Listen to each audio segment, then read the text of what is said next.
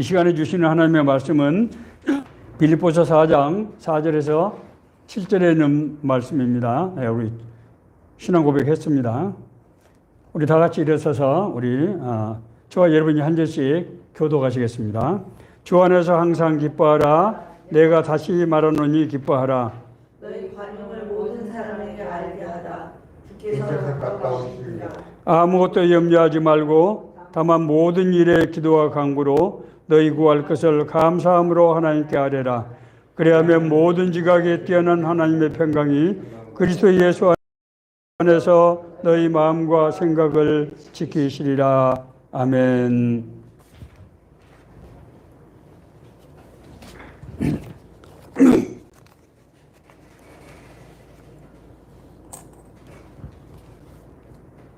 오늘은 상한 마음의 치유, 우리 마음의 육신의 우리 질병 중에서 우리가 마음고생이라고도 얘기를 하고 마음에 여러 가지 생기는 갈등과 대립, 혼란들, 고통들에 관한 문제를 이제 대한 하나님의 말씀을 저희들이 생각해 보려고 합니다.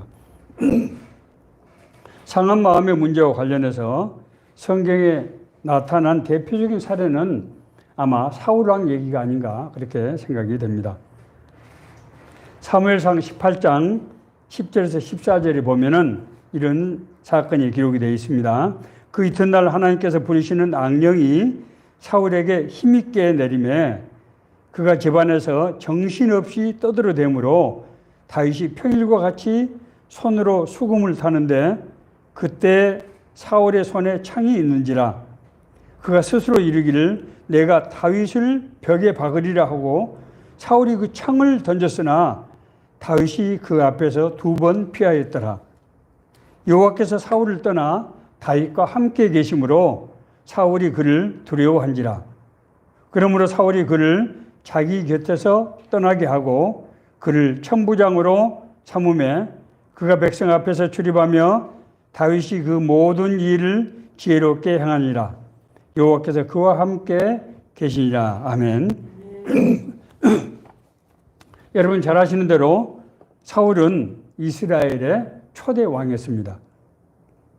이스라엘이 가나안에 정착한 후 선지자들이 이제 지파별로 다 나눠져 있었기 때문에 이스라엘을 다스렸는데 거듭되는 원주민들과의 전쟁에서 정말 지칠 지친 그런 백성들이 우리에게도 왕이 있고 상비군이 있어야 되겠다. 그래서 사무엘 선지자에게 왕을 세워달라고 집요하게 요구를 하게 됩니다. 그러자 하나님께서 어쩔 수 없이 이제 사무엘 선지자를 통해서 이스라엘의 초대 왕으로 사울을 택하셨던 것입니다. 이렇게 해서 영광스럽게도 이스라엘의 초대 왕이 된 사울이었지만은 왕으로서의 그 행로는 순탄하지 못했습니다.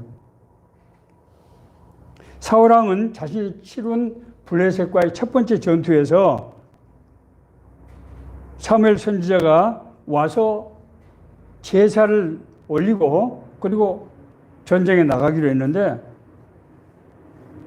사무엘 선지자가 조금 늦는다고 생각을 했던 것 같아요. 그래서 자기가 급한 마음에 자기가 제사장이 해야 될 그 제사를 집전을 하게 됩니다. 그 당시에는 제사장이 아닌 사람이 집전하면은 바로 하나님의 징벌을 받아서 죽는 그런 무서운 범죄입니다. 뿐만이 아닙니다. 아말렉 족속을 멸하라는 여호와 명령을 거역하고 아말렉 왕을 살려줬을 뿐만 아니라 제사를 드린다는 명분으로 기름진 소와 양들을 이제 남겨두었던 그런 죄를 또 범하게 됐습니다.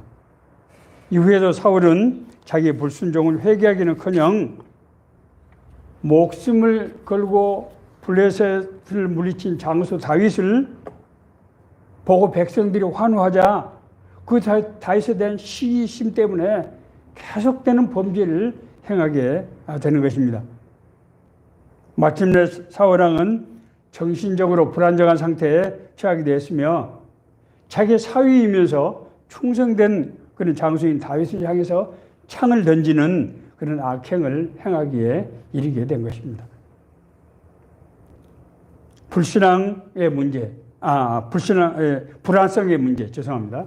불안성의 문제, 우리 마음의 이런 상처의 문제는 오늘날 우리 시대를 상징하는 그런 대표적인 질병이 됐다고 저는 생각합니다. 저는 오늘날 우리 시대를 상징하는 단어가 산부시대가 아닌가 이렇게 말씀드린 적이 있습니다. 정보통신의 급속한 발전과 함께 이 기후변화, 지구촌의 기후변화, 이 두 가지 요인이 온통 우리 삶을 지금 뒤흔들어 놓고 있는 그런 변화의 요인입니다. 한치 앞으로 어떻게 기술이 나갈지, 앞으로 무엇이 어떻게 될지 한치 앞을 내다볼 수 없는 불확실성의 시대, 이런 시대에 너가 일자리를 무슨 일 해야 될 것인가, 어떻게 해서 먹고 살아야 될 것인가 하는 문제로 많은 사람들이 당황하고 이제 혼란스러워하는 것이고 있는 것이 우리 현실입니다. 또 일자리와 우리 직업이 양상이 급격하게 변하면서 경제적 이 불안정이 정말 날로 심해지고 있고, 특히 지난 3년 동안 코로나 우리가 일부를 겪으면서 서민들 그리고 소상공인들 또 자영업 하시는 분들이 말할 수 없는 고통을 지금 당하고 있습니다. 이런 것으로서 오는 심리적 불안, 스트레스는 사실 정말 누구나 할 것 없이 대부분의 사람들이 이제 문제에 시달리고 있는 것이 아닌가 생각이 됩니다. 더구나 이제 우리 사회는 핵가족 시대를 넘어서 핵인간 시대로 접어들고 있습니다. 이 핵인간 시대, 핵가족이라는 이 용어는 헨리 나우인이라고 하는 신학자가 심리학자이면서 신학자인 헨리 나우인이 이제 만든 말입니다. 지금 지난해 보니까 서울시의 전체 가구 중에서 33%가 1인 가구, 그러니까 한 세대에 혼자 살아가는, 대개 노인들이겠죠. 이런 가구들이 지금 33%나 된다고 하는 것입니다. 이것이 지금 우리 사회가 핵가족화가 얼마나 심각하게 진행되고 있는가 하는 것을 우리 나타내는 그런 지표가 된다고 하는 것입니다. 이런 사회에서 우리가 더불어 사는 공동체가 와야 되면서 사람들의 삶은 벼랑 끝으로 정말 고립된 이런 상황에 몰리게 됩니다. 이런 시대적 불안성의 문제는 교회와 성도들에게도 여지없이 몰려오고 있는 것이 사실입니다. 우리 한국교회는 부흥의 절정기인 80년대를 넘어서면서 급격하게 나타난 현상 중에 하나가 기독교 상담에 대한 관심이 굉장히 폭발적으로 늘어난 것이었습니다. 왜 교회에서 기독교 상담에 대한 관심이 늘어나겠습니까? 그만큼 수요가 많고 그만큼 성도들이 가지고 있는 내면적인 문제, 치유에 대한 문제들이 많다고 하는 것을 상징적으로 나타내는 그런 지표가 아닐 수 없습니다. 자, 그러면은 여기서 우리는 기독교 신앙과 관련돼서 두 가지 문제에 직면하게 됩니다. 첫째, 구원받고 거듭난 사람도 이런 정신적인 불안전 상태로부터 자유로울 수 없는 것이냐. 우리가 구원받고 거듭나서 나 성령 체험을 했는데 이런 마음의 상처, 정신적인 불안전 상태로부터 자유로울 수 없는 것인가 하는 이런 문제가 하나가 제기되고요. 자, 두 번째로 그렇다고 그러면은 교회가 지금까지 해왔던 방식, 그런 목회의 방식이 뭔가 새로운 전환이 필요한 것이 아닌가. 어떻게 성도들의 이런 문제를 해결해 줄 수 있을 것인가 하는 그런 문제에 우리가 직면하게 된다고 하는 것. 그리고 이 문제를 우리가 더 이상 미룰 수 없는 그런 절박한 문제가 되었다고 하는 것입니다.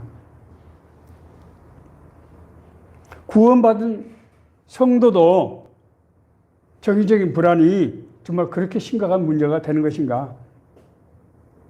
구원받고 거듭난 사람은 성령의 인도하심 가운데서 살게 되는 것이지요.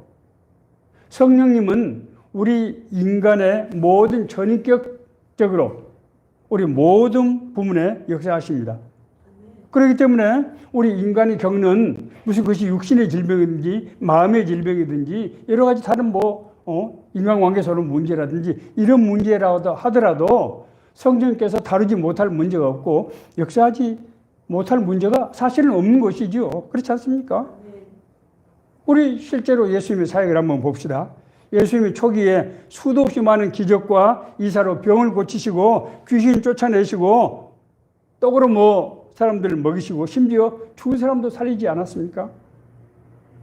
예수님뿐입니까? 이런 권능이 사도들에게 계승돼서 사도들을 통해서 성령의 정말 역사가 얼마나 불듯이 일어났습니까?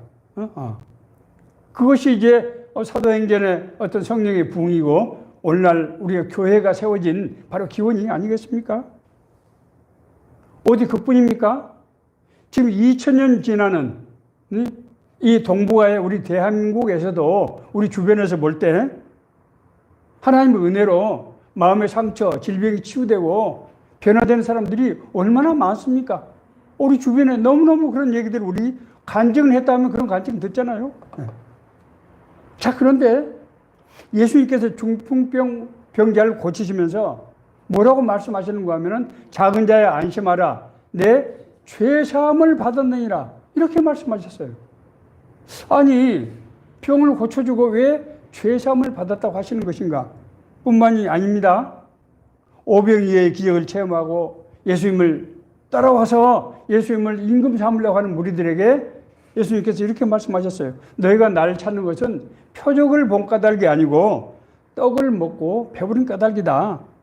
썩을 양식을 위해서 일하지 말고 앞으로는 영생을 하는 양식을 위해서 하라. 그렇게 말씀하셨어요. 예수님의 말씀은 이 기사와 이적은 구원의 표시이지 병 고친 그 자체가 목적이 아니라고 하는 것입니다.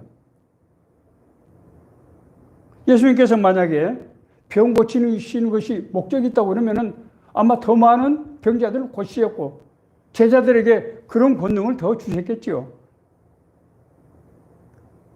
실제로 바울 사도는 예수님께서 주신 권능으로 많은 병자들을 고치고 그래서 지중해 섬에 있는 신자들은 막 바울을 신으로 여길 만큼 그렇게 얼마나 바울을 통해서 능력이 크게 나타났으면 그렇겠습니까? 자, 그런데 하나님께서 자신의 병은 고쳐주지 않아서 3번씩이나 간절히 기도를 했지만 하나님께서 끝내 안 고쳐주셨잖아요. 무엇을 의미합니까? 병을 고쳐주는 것이 하나님의 목적이 아니군 하는 것을 우리는 알 수 있습니다. 자, 그러면은 우리 기독교에서는 이 문제를 어떻게 접근하고 있는가? 신학적으로 어떻게 접근하고 하는 것을 우리가 이해할 필요가 있습니다. 실제로 우리 주변에서 제가 앞서 말씀드렸습니다마는 구원받고 거듭나는 많은 성도들이 실제로 심각한 우울증이라든지 심적 불안감에 시달리고 있는 것을 사실 어렵지 않게 볼 수 있습니다. 그래서 심적인 상처나 질병에 대한 문제가 기독교 신학에 있어서 굉장히 중요한 비중을 차지하고 앞서 말씀드린 90년대 후에 폭발적으로 그 수요가 늘어났다고 제가 말씀드렸습니다. 참고로 말씀드리면은 우리 기독교 상담 신학에서는 이 문제를 심리적 상담적으로 접근을 하는 한편 의학적으로 접근하는 것을 인정을 하고 권면을 하고 있고 그러나 이 모든 것이 성령의 역사와 인도하심 가운데서 이루어진다고 그렇게 가르치고 있습니다. 다시 말씀드려서 이런 모든 것들이 하나님의 은혜와 우리 인간을 통한 치료와 상담과 권면과 위로 이런 것들이 서로 합력해서 이루어지는 신임 협동적인 그런 과정을 통해서 치유의 역사를 이루게 하신다고 하는 것을 우리가 이해할 필요가 있습니다. 기도원에서 나는 것이 아니라는 거예요. 하나님께서 우리가 구원으로 해서 그걸로 모든 것을 하나님께서 끝내시는 것이 아니라고 하는 것입니다. 하나님의 성령의 역사 안에서 사람들이 서로 합력해서 이 문제를 해결하도록 하신다고 하는 것입니다. 자, 그러면은 상처난 마음의 증상들은 어떤 것들이 있습니까? 제가 생각할 때 가장 공통적인 현상 중에 하나는 자신의 가치를 제대로 인정하지 못하는 열등의식의 문제가 아닌가 생각을 합니다. 열등의식. 정도의 차이는 있겠지만 사실은 열등의식이 없는 사람이 누가 있겠습니까? 그러나 유달리 이것이 병적으로 심각한 사람들이 우리 주변에 생각보다도 많다는 거예요. 이런 사람들은 항상 매사에 근심, 걱정에서 헤어나지 못하고 자신을 뭔가 좀 부족한 사람, 뭔가 좀 부족한 사람이라고 생각하는 그런 열등감을 가지고 있어요. 저는 참 부끄럽습니다만은 제가 청소년기에 성장 과정에서 여러 가지 어려움 때문에 제가 굉장히 심각한 그런 열등의식, 우울증을 앓고 있었습니다. 나중에 하나님의 은혜로 하나님께서 저를 정말 자유롭게 하셨습니다만은 그것 때문에 아주 큰 고통을 사실은 겪었습니다. 자, 이런 사람들은 실제적으로 상당한 정도의 잠재력을 가지고 있음에도 불구하고 자기 자신을 늘 평가절하하는 거예요. 자기 자신을 잘 모르는 것입니다. 심지어 이런 사람들은 평소에는 그런 대로 또 잘 적응하고 합니다. 그런데 이게 어떤 경쟁 상태가 된다든지 어떤 중요한 지점이 되면은 갑자기 위축돼서 기량을 전혀 발휘 못하고 죽을 수는 그런 경우가 허다하다고 하는 것입니다. 이것을 우리가 병적인 증상이라고 하는 것입니다. 그렇기 때문에 이런 사람들은 무엇을 해보기도 전에 쉽게 포기하고 소극적이고 퇴행적인 삶을 살게 된다. 나는 안 돼. 응? 나는 저런 것이 나한테 맞지 않아. 응? 저건 내 취향이 아니야. 이런 식으로 자기 자신을 합리화하고 이렇게 퇴행적인 삶을 살게 된다고 하는 거죠. 우울증 문제는 어떻습니까? 우울증 문제는 정말로 제가 볼 때 우리 심각한 사회적인 질병이라고 생각합니다. 이것은 저는 사실은 개인적인 문제뿐만 아니라 사회적인 그런 문제라고 저는 그렇게 봅니다. 우울증의 증상은 우울감이죠, 우울감. 만사가 귀찮고 재미가 없고 의욕이 없어요. 이런 사람은 식욕도 없어지고 당연히 불면증이 시달리게 됩니다. 그래서 대인관계를 기피하게 되고 신경이 매우 민감해져서 늘 오해를 하고 늘 착각을 하고 이런 상황 속에서 현실과 자기 마음의 상태가 서로 뒤섞여서 이게 현실인지 아니면 자기 마음에서 오는 이 메시지인지를 잘 구분 못하는 이런 상태까지 이르게 된다고 하는 것입니다. 우리 상담 심리학에서 보면은 우울증의 문제는 대개 유전적인 요인 그리고 의학적인 요인, 여기 생화학적인 요인을 말하는데 이것은 뇌 신경 전달 물질에 문제가 생겼거나 호르몬에 문제가 생겼을 경우에 나타나는 대표적인 현상 중에 하나입니다. 자, 이런 유전적인 요인이라든지 생화학적인 요인이 있습니다만은 사실은 우울증의 대부분의 경우는 환경적인 요인에서 발생한다고 하는 것을 우리가 이해할 필요가 있습니다. 예컨대 가족들을 차별한다든지 사랑하는 부모, 형제를 떠나보낸다든지 친구들로부터 배신 당하고 왕따를 당한다든지 사업에 갑작인 실패 또 사랑을 받지 못했던 그런 성장 환경 이런 것들로 인해서 우울증을 우리가 겪게 된다고 하는 것입니다. 생화학적인 요인이나 유전적인 요인은 마땅히 의학적인 치료가 필요한 그런 분야입니다. 그렇지만은 앞서 말씀드린 대로 우울증의 대부분을 차지하는 환경적인 요인은 그 환경에 이해를 하고 그것을 받아들이면은 사실은 얼마든지 어렵지 않게 해결하고 치유되고 회복될 수가 있다고 하는 것입니다. 죄책감의 문제는 어떻습니까? 죄책감에 특히 우리 신앙인들 사이에서 죄책감의 문제도 매우 일반적으로 나타나는 그런 현상이 아닌가 생각이 듭니다. 죄책감은 자기가 저지른 잘못이나 죄에 대해서 유독히 책임감을 느끼는 그런 자책하는 마음입니다. 사실 죄책감은 수치심과 굉장히 비슷해 보이지만은 사실은 다릅니다. 수치심은 능력에 관한 문제거든요. 뭘 내가 잘 못했을 때, 느끼는 감정인데 비해서 죄책감은 도덕성의 문제입니다. 내가 옳지 못하다.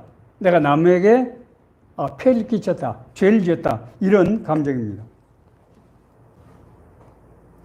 신앙적 관점에서 볼 때 우리가 용서하면은 우리 문제가 치유되고 회복되는데 죄책감은 이런 심각하게 삶을 파괴하는 아주 굉장히 아주 중대한 그런 문제라고 하는 것입니다. 죄책감의 원인은 뭐 다양한 그런 요인들이 있을 겁니다, 아마. 문제는 그것이 죄책감의 문제가 되는 것은 우리가 고백되지 않는 죄 때문이라고 하는 거예요. 신앙인에게 있어서. 죄라고 하는 것은 어떻습니까? 하나님께서 우리 죄를 깨닫게 하는 것은 우리가 죄를 생각할 때 정죄감을 느끼게 해서 하나님 앞에 회개하고 돌아오라고 하시는 거거든요. 그런데 이 죄책감은 이 정죄감을 느끼고 회개하고 돌아오는 이 통로가 차단되는 것이 바로 죄책감이 그런 마음의 상처, 질환이 되는 그런 이유라고 하는 것입니다. 죄에 매이는 사람들은 죄를 숨기고 그래서 지속적으로 이 죄책감에 시달리게 되는 그런 현상이 나타나요. 죄를 숨기고 죄를 건드리지 않고 그냥 그걸 두루뭉술하게 넘어가려고 그렇게 하는 것입니다. 자, 그런데 많은 경우는 이미 고백한 죄에 대해서도 죄책감을 느끼는 경우가 너무너무 빈번하게 나타난다. 같은 죄를 수백 번 죄를 고백하고 항상 기도할 때마다 그 죄를 고백하는 거예요. 죄의 고백이 부족하다고 느끼거나 고백한 후에도 죄책감을 계속해서 느낀다고 하는 것은 이것은 자기 자신을 용서하지 못하고 있는 것입니다. 하나님께 용서받았다고 하는 것은 확신이, 믿음의 확신이 없는, 그걸 의심하는 것입니다. 어떤 사람들은 타인이 하는 잘못, 가해자가 하는 그런 죄의 문제를 자신에게 지우는 그런 경우도 허다합니다. 놀라지 마세요. 많은 피해자들의 심리 속에 가해자를 합리화하고 그래서 자기 자신에게 그 죄의 책임을 전가하는 그런 경우가 빈번하게 나타난다고 하는 것이 그런 임상 기록에 나타난 것을 볼 수가 있습니다. 자기가 그럴 만한 원인을 제공했기 때문에 그 사람이 그렇게 한 거지 그 사람이 나빠서 그런 게 아니야 이런 식으로 생각을 하게 된다고 하는 것입니다. 자, 그러면은 어떻게 하면은 이런 문제를 해결하고 이런 마음의 상처를 치유하고 회복될 수가 있겠습니까? 첫 번째는 우리가 문제를 똑바로 직시해야 된다고 하는 것입니다. 바로 봐야 된다고 하는 것입니다. 상담하기에 있어서 기본은 문제를 회피하지 말고 문제를 똑바로 직시해야 된다고 하는 것을 얘기하고 있습니다. 자, 야고보서 5장 14절에서 16절은 이렇게 말씀하고 있습니다. 너희 중에 병든 자가 있느냐? 그는 교회 장로들을 청할 것이요 그들은 주의 이름으로 기름을 바르며 그를 위하여 기도할지니라. 믿음의 기도는 병든 자를 구원하리니 주께서 그를 일으키시리라. 혹시 죄를 범하였을지라도 사하심을 받으리라. 그러면 너희는 죄를 서로 고백하며 병이 낫길 위하여 서로 기도하라. 의인의 강구는 역사하는 힘이 큼이니라. 병이 있을 때, 여기서 장로는 목회자를 말합니다. 병이 있을 때 목회자에게 알리고 그것을 함께 기도하라고 하는 것입니다. 심리적 불안성의 문제는 많은 경우에 당사자가 자기가 정신건강에 문제가 있다고 하는 것을 인정하지 않으려고 한다고 하는 것이 임상 결과에 나타나 있습니다. 대부분의 사람들이 자기 자신은 그렇지 않다고 생각하는 거예요. 왜냐하면 특히 우리 한국 사람들은 이런 정신적인 문제에 대해서 굉장히 민감하고 이것이 굉장히 현실보다도 과장되어서 마치 아주 엄청난 문제가 생기는 것처럼 그렇게 오해를 한다고 하는 거예요. 그러나 정신의학적으로는 이러한 증세를 이를테면 한 감기 정도로 생각하는 것입니다. 여러분, 감기 걸리면 어떻습니까? 코가 맹맹하고, 예, 목구멍이 좀 따갑고, 그렇죠? 저는 감기 걸리면요, 귀가 약간 붓습니다. 어렸을 때 제가 중이염을 심하게 앓았거든요. 가끔 기침이 나오고, 미열이 좀 있고, 그러죠? 그러나, 감기 걸렸다고 해서 당장 난리 나는 것은 아니고, 일정 기간 몸의 안정을 유지해주면 또 낫기도 하는 겁니다.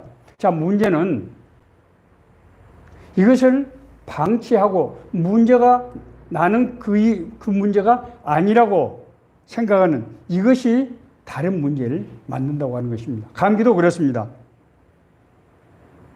이걸 너무 방치할 때 이것이 폐렴이라든지 심혈관 질환 등 다른 문제로 이것이 발전할 수 있다고 하는 것입니다. 치료에는 타이밍이 또 매우 중요합니다. 그렇기 때문에 적기에 그런 어떤 현상들이 나타날 때 이것을 바로 인식하고 그것을 우리가 어떻게 대처해야 될 것인지를 우리가 생각해야 된다고 하는 것입니다.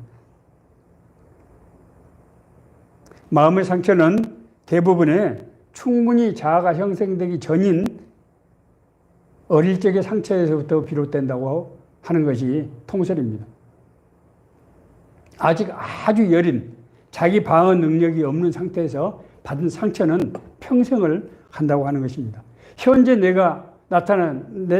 나의 성인된 나에게서 나타난 어떤 이상한 행동들은 우리는 현재 상황이 잘 대처하지 못하기 때문에 발생하는 문제라고 보지만은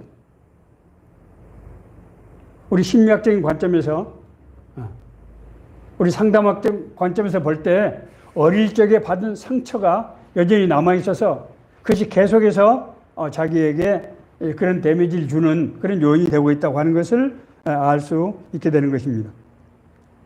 그렇기 때문에 우리는 정말 정직한 마음으로 기억하기 싫은 그 문제가 발생한 그 지점으로 가서 그 문제와 직면하는 것이 가장 먼저 해야 될 조치라고 하는 것입니다.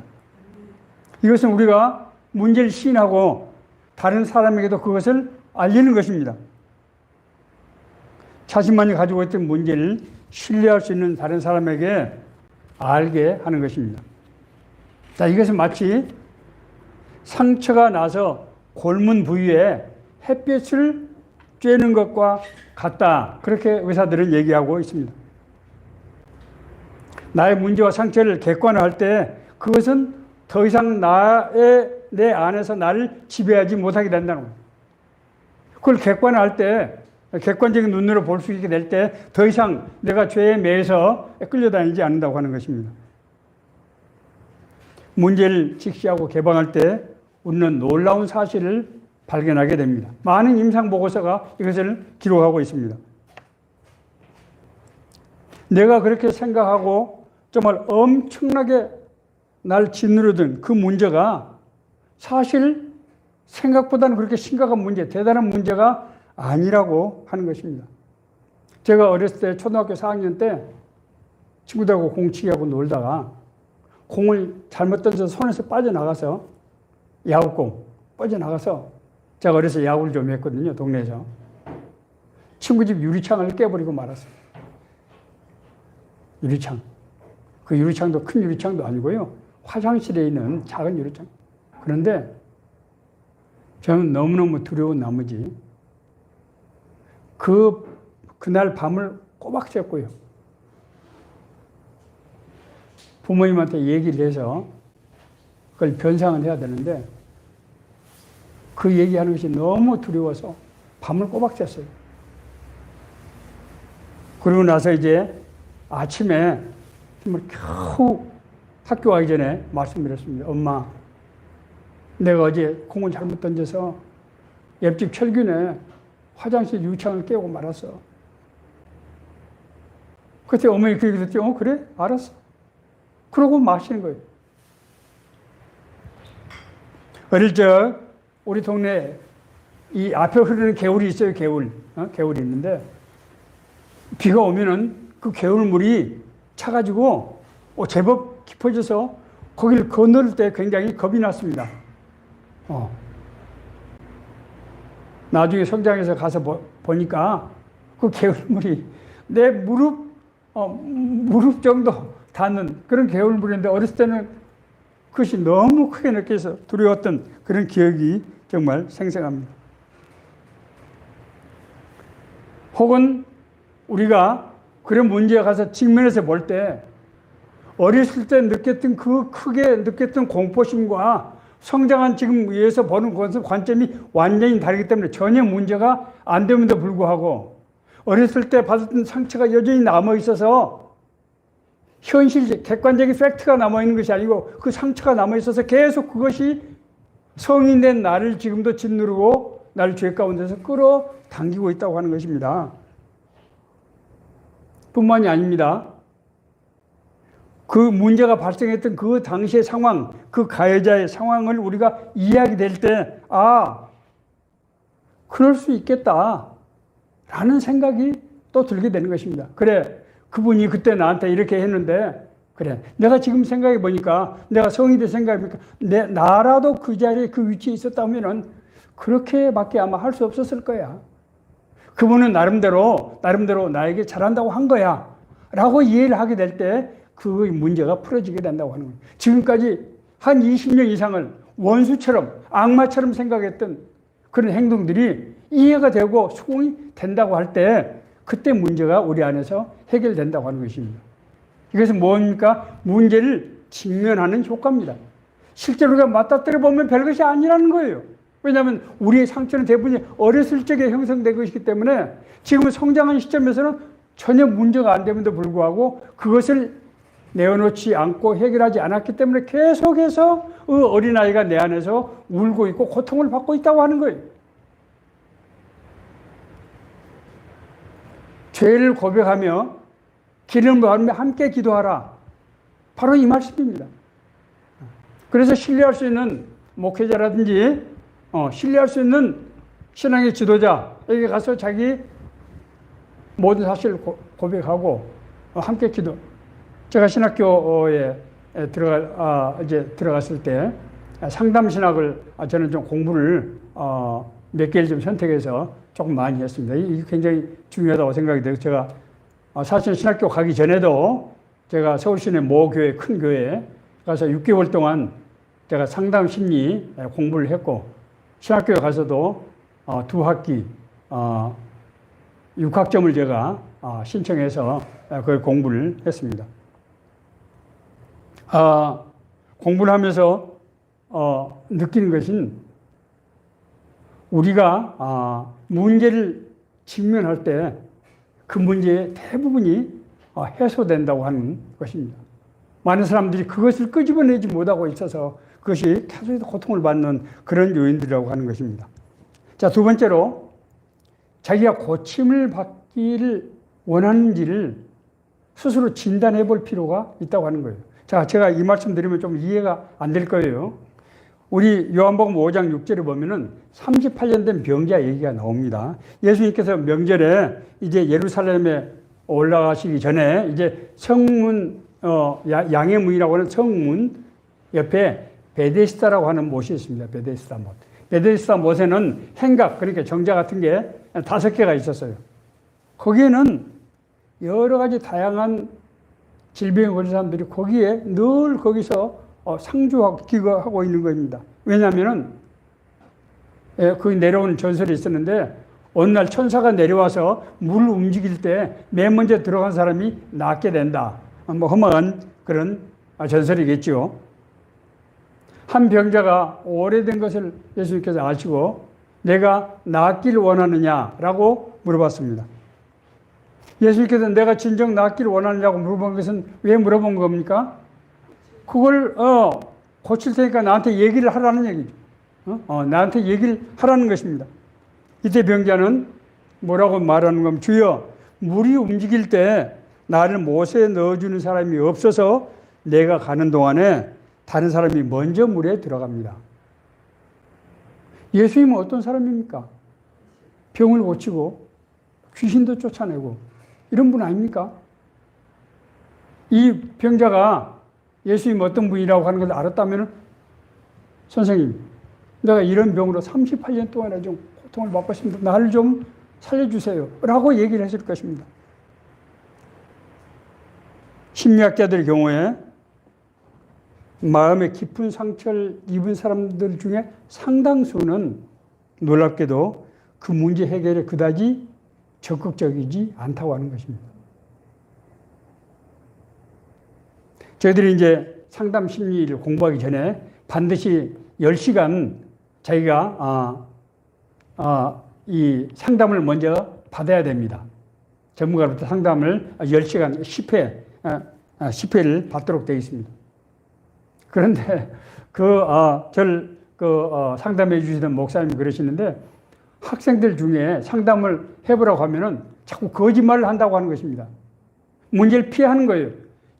이 사람들은 너무 경험이 많기 때문에 사람만 봐도 내가 아는데 자꾸 다른 얘기를 엉뚱하게 얘기를 하고 말을 만든다고 하는 것입니다. 이런 사람들은 현재 자기 자신이 가지고 있는 문제의 책임을 자기에게 상처를 준 가해자에게 책임을 계속 전가하면서 자기 현재 상태를 합리화시키려고 하는 그런 심적 기제, 방어 기제가 작동이 된다고 하는 거예요. 그 자기의 어떤 책임을 회피하고 그 문제 뒤에 숨어서 나는 이런 문제가 있으니까 어쩔 수 없어. 나는 그래서 남보다 잘할 수 없어. 나는 내가 혼자 내 힘으로 뭘 할 수 없어. 이렇게 늘 자기 자신을 보호하고 피하는 그 기제로 삼기 위해서 그 문제를 적극적으로 해결하려고 하지 않는다고 하는 것입니다. 우리가 구원받았다고 하는 것은 하나님께서 나를 아시고 나를 부르시고 나를 의롭다 하시고 나를 영화롭게 하실 거 아닙니까? 아니, 하나님은 자신의 피값으로 정말 사실 우리가 이런 마음의 상처 또 그러면서 이런 어떤 소극적이고 퇴행적인 삶을 평생 살아가는 것을 기뻐하시겠어요? 나를 아시고 나를 부르신 분이잖아요.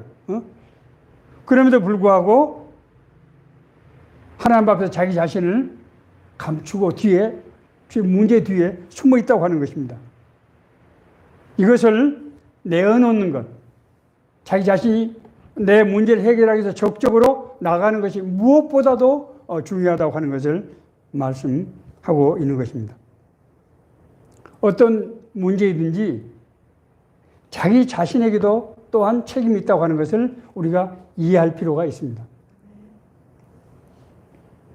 내가 가지고 있는 그런 문제들은 유전적인 요소일 수도 있고 의학적인 요소일 수도 있고 그렇지만은 대부분의 경우에 환경적인 문제에서 온다고 제가 말씀드렸고 특히 어릴 적에서 오는 그런 문제들이 굉장히 많다고 하는 것을 제가 말씀드린 바 있습니다.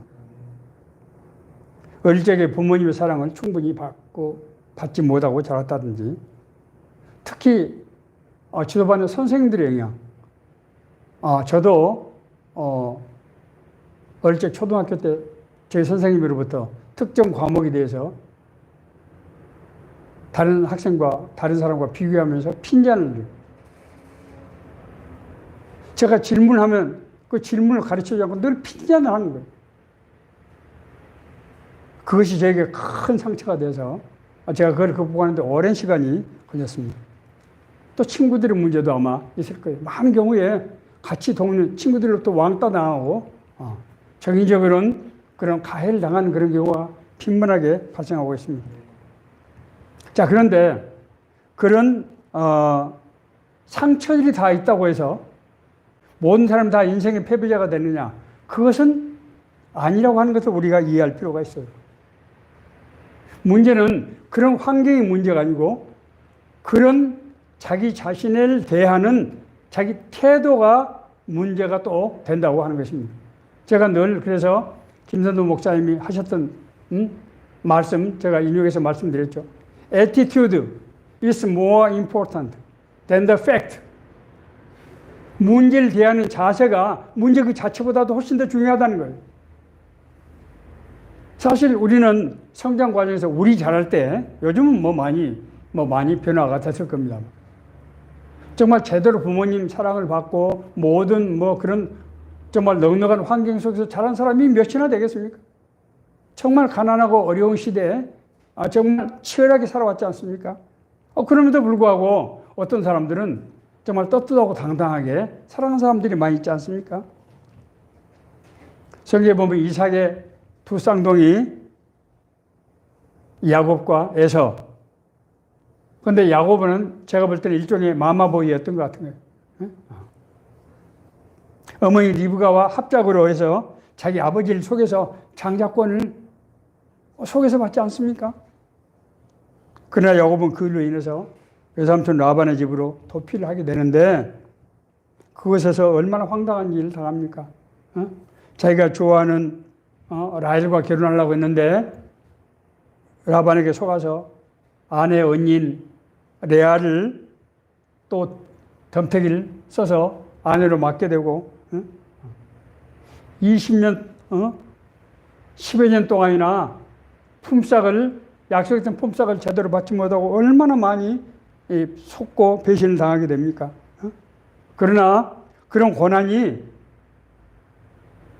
야곱을 강하게 만들고 그래서 나중에 하나님의 천사와 씨름하는 그런 상황에 몰렸을 때 하나님께서 내 이름을 다시는 야곱이라 하지 말고 이스라엘이라고 하라 하고 그 이스라엘이 이 나라의 히브리 민족의 국명이 되는, 다시 말씀드려서 한 가정의 장자가 아니라 그 민족의 장자가 되는 그런 놀라운 축복을 주셨단 말입니다. 고난이 우리에게 반드시 나쁜 것이 아니라는 거예요. 고난은 마치 돛담배처럼 우리가 정말 빨리 가게 하는 그런 문제를 해결하게 하는 그런 기제도 된다고 하는 것입니다. 무엇 때문에? 그걸 받아들이는 자세. 내가 문제를 해결하려고 하는 적극적인 태도, 그것이 중요하고 나에게도 책임이 있다고 하는 것을 인정할 때 그런 문제를 우리가 객관적으로 볼 수 있게 되고 피해자 망상에서 벗어날 수 있다고 하는 것입니다. 문제와 관련된 사람들을 용서하는 것이 중요합니다. 우리가 우리에게 죄진 자를 사하여 준 것 같이 우리 죄를 사하여 주옵시고. 마태복음 6장 10절에는 말씀. 우리가 우리에게 죄진 자를 사하여 준 것 같이 우리 죄를 사하여 주옵시고. 뭐예요? 우리 죄가 용서받는 것이 우리가 다른 사람을 용서하는 것과 서로 연결되어 있다고 하는 거예요. 자, 이 말이 무슨 말씀입니까? 우리가 다른 사람을 용서한다고 하는 것은 진정한 용서는 육신의 용서가 아니고 내 마음속에 영혼에서 우러나는 용서예요. 인간의 죄이기 때문에 이런 사랑을 품을 수가 없어요. 그런데 우리가 우리의 죄사함을 받고 우리가 저 용서받을 때 우리 안에서 뭐가 형성이 됩니까? 하나님의 영이 형성이 돼요. 하나님의 사랑의 영이 원하서 형성이 되는 것입니다. 우리 안에서 하나님의 사랑의 영이 형성된 사람은 내 힘과 능력으로 아니고 그 사랑의 능력으로 다른 사람을 우리가 용서할 수 있게 되고, 우리가 다른 사람을 용서할 때 내 안에는 이 사랑의 성령의 능력이 점점 강해져서 어떠한 고난도 이겨낼 수 있는 그런 힘을 갖게 된다고 하는 것입니다. 놀라운 비밀입니다. 이 사랑의 능력이 없는 사람이 물론 육신으로 용서할 수 있어요. 그러나 그것은 진정한 용서가 아니고, 진정한 용서가 아니라고 하는 것은 내 용서가 상대방 가해자에게 전달이 돼서 그 사람이 죄의 문제를 해결하는 것이 아니고, 그 사람의 근본적인 마음의 상처 문제가 해결되는 것이 아니고 그냥 덮어놓은 것일 뿐이고, 내 자신도 진정한 의미의 하나님의 용서를 체험하지 못하게 되는 것입니다. 우리는 구원받고 건넌 사람들입니다. 우리가 구원받고 건넜다고 하는 것은 이미 내 안에 죄가 용서를 받았고 내 안에 용서할 수 있는 능력, 사랑의 능력이 우리 안에 있다고 하는 거예요. 이것을 활용하지 않기 때문에, 사용하지 않기 때문에 그래서 능력이 나타나지 않고 있는 거예요.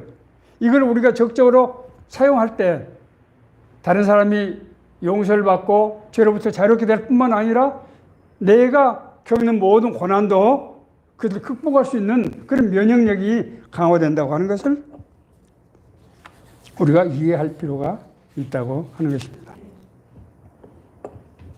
마지막으로 하나님을 용서해야 한다고 하는 것입니다. 제가 만난 많은 사람들 중에 어렸을 때 부모를 잃었던 사람들, 고아원 같은 그런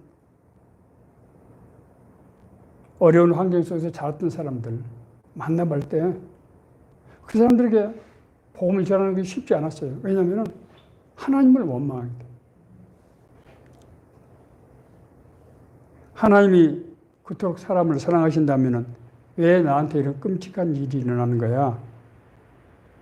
내가 그렇게 고통받고 학대받을 때 하나님은 도대체 어디 계신 거야? 응?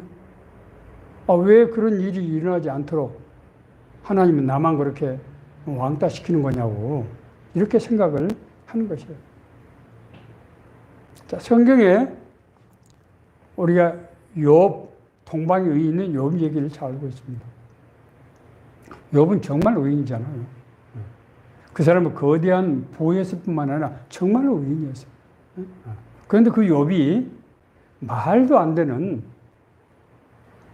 시련을 당하게 됩니다. 자기 자식들이 7이 다 죽고 자기 모든 재산이 없어지고 자기 자신이 온몸이 병이 들어서 기왓장으로 등을 긁어야 될 정도로 그런 비참한 상황인데, 근데 더 비참한 것은 자기 친구들, 엘리후를 비롯해서 빌닷 이런 친구들이 4명이 와서 처음에는 위로한 척 하더니 한 며칠이 지나니까 야, 네가 그래도 인간이 어떻게 완전할 수 있냐? 네가 무슨 죄 진 게 있으니까 하나님이 그걸 깨닫게 하려고 너 벌 주는 거 아니야 지금? 너 정신 차려. 자기를 죄인 취급을 하는 것입니다. 욥은 아무리 생각해도 내가 그렇게 하나님께 이렇게 지독한 벌을 받을 만한 일을 한 적이 없는데, 아니 자기가 이런 지독한 벌을 받는다고 하면 다른 사람들은 다 죽어야 되는데 이해를 할 수 없는. 그래서 욥이 하나님께 불평 안 하고 원망 안 한다고요? 그렇지 않아요. 성경 자세히 읽어보세요. 욥이 하나님께 원망하고 불평을 합니다. 욥이 하나님께 계속해서 질문하는데 하나님께 침묵을 하세요. 그리고 욥기서 38장에서 하나님이 나타나십니다. 내가 천지 만물을 지을 때 너는 어디 있었느냐? 하나님이 우리가 당하는 고통을 모른 채 하시는 것이 아니고 우리가 당하는 고통에 하나님의 뜻과 계획이 있다는 거예요. 뜻과 계획이 있는데 그것을 우리 설명해서 우리가 알 수가 없어요. 인간의 생각으로 이해로. 앞서 말씀드린 대로 하나님 나를 사랑하시고 나를 중요한 인물로 쓰시려고 하면 좋게 훈련시켜서 하시지 그렇게 그런 고난을 그런 비참한 고난을 당하기 위해서 한다는 것이 말이 되느냐. 이해할 수 없는 것이죠. 욥은 하나님을 인격적으로 만나는 그 순간에 자기 마음문 열고 영안이 열려서 42장에서 고백합니다. 내가 알지 못하는 일을 말하였고 제가 주제넘는 짓을 했습니다. 이제는 내가 하나님을 알게 되었고 내 자신을 알게 되었습니다. 이런 고백을 하게 됩니다. 우리가 하나님을 인격적으로 만날 때 모든 의문들이 풀리고 우리가 하나님의 뜻을 이해할 수 있게 됩니다. 우리가 하나님께로부터 받은 사랑, 이 구원, 하나님의 독생자의 피값으로 받은 이 구원의 사랑 이외에 우리가 더 이상 뭘로서 하나님의 사랑을 제대로 확신할 수 있겠습니까? 우리가 하나님 고난당할 때 우리가 마음속에 고통이 있을 때 하나님 우리 하나님 앞에 나가라는 신호입니다. 하나님께서 우리를 부르시는 신호. 우리가 하나님께 나갈 때 하나님께서는 우리에게 깨닫게 해주시고 우리를 하나님께 뜻 가운데서 인도하셔서 우리를 연단하시든지 하나님께서 우리를 깨닫게 하시든지 우리를 변화시키든지 어떤 여러 가지 경로를 통해서 하나님의 계획을 이루신다고 하는 것입니다. 사실 오늘 제가 이 짧은 시간에 지금 우리 마음의 상처의 대표적인 질병인 열등감, 우울증의 문제, 그리고 죄책감의 문제를 그냥 개괄적으로 다뤘습니다. 제가 이 설교를 준비하면서 앞으로 이 분야에도 더 좀 집중을 해야 될 필요가 있겠다. 너무나 많은 사람들이 이 문제로 고통을 받고 있다고 하는 것을 생각하게 되었습니다. 오늘 이 말씀이 정말 누구나 상처로 혼란하고 좀 고통받고 있는 우리 모두에게 우리 문제를 해결하는 첫걸음이 되기를 간절히 바랍니다.